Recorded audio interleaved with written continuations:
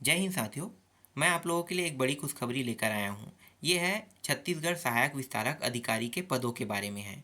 बहुत जल्द सीजी व्यापम जो है वो सहायक विस्तारक अधिकारी के पद को निकालने वाला है। तो कितने पद आने वाले हैं इनके बारे में थोड़ा सा देख लेते हैं। देखो, पदों की संख्या जो है वो 200 रहेगा। आवेदन आपको सीजी व्यापम के साइड में ही करना है और ये ऑनलाइन रहेगा।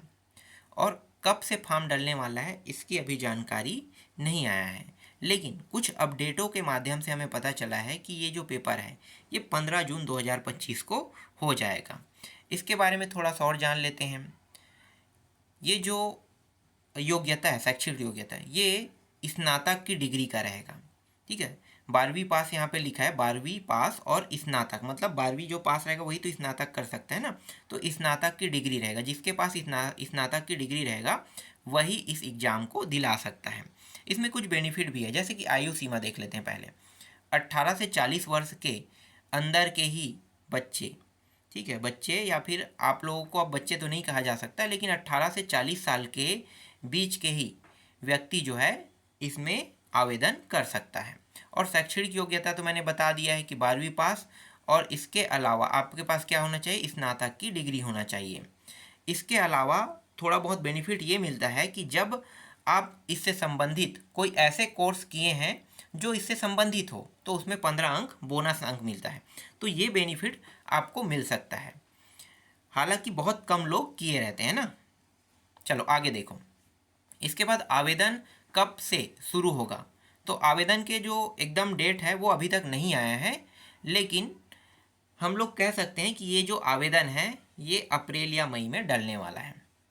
जो एग्ज़ाम का जो डेट है वो 15 जून को है। चलो अब देख लेते हैं कितने पद हैं, कहाँ कहाँ से कैसे भर्ती होगा, तो इसको जान लेते हैं और इसके बारे में पूरा डिटेल देख लेते हैं। तो ये जो पद है इसका नाम है सहायक विस्तारक अधिकारी, जिन्हें हम एडीओ के नाम से जानते हैं। वेतनमान जो है वो लेवल 6 का है। ग्रेड वेतन 2400। 2400 ग्रेड का मतलब है आपका वेतन जो है वो 35,000 के आसपास जाएगा। तो 35,000 के आसपास मतलब 35,000, अगर आप इसे निकाल लेते हैं तो 35,000 के आसपास आपका वेतन होने वाला है। पदों की संख्या जो है वो 200 रहेगा। अब इसको बांटा गया है तो देख लेते हैं कैसे बांटा गया है।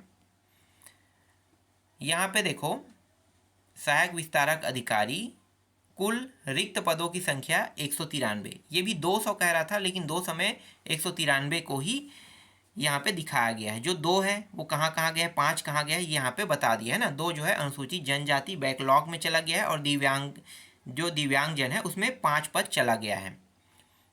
तो कुल पद जो है वो 193। अब जाति में भी जाएगा, जैसे कि अनारक्षित में चलते हैं।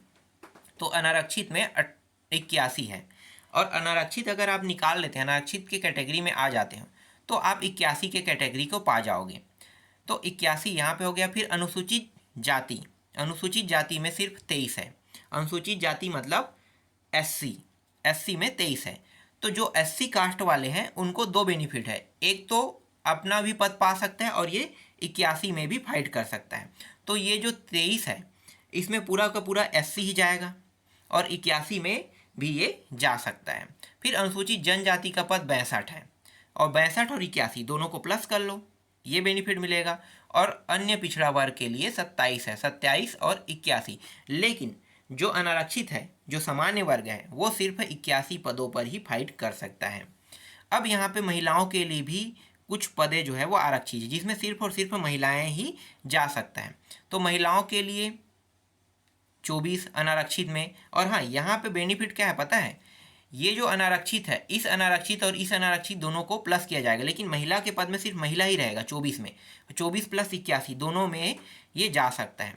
अनुसूचित जनजाति एक तो महिला में रहेगा, फिर अपने वाले में भी आएगा, अनुसूचित जाति में, है ना। अनुसूचित जाति और अनारक्षित में भी जा सकता है, मतलब महिलाओं के लिए ज़्यादा बेनिफिट है। एक तो अपना भी महिला वाला आरक्षण सीट को भी पा सकता है, अपने कास्ट के अंदर में भी अपना सीट ले सकता है, और अनारक्षित में भी ले सकता है।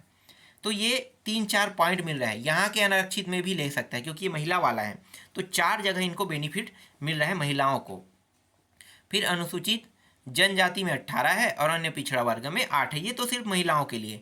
अब जो भूतपूर्व सैनिक है ना, उनके लिए भी यहाँ पे पदों को आरक्षित किया गया है। अनारक्षित में 8 है, अनुसूचित जाति में 2 है, अनुसूचित जनजाति में 6 है, अन्य पिछड़ा वर्ग में 2 है। तो ये एडीओ पद के बारे में जितनी भी जानकारी मेरे पास मौजूद था मैंने आप लोगों को दे दिया। बस अब आपको तैयारी शुरू कर देना है कि बहुत जल्द एडीओ का फॉर्म डलने वाला है।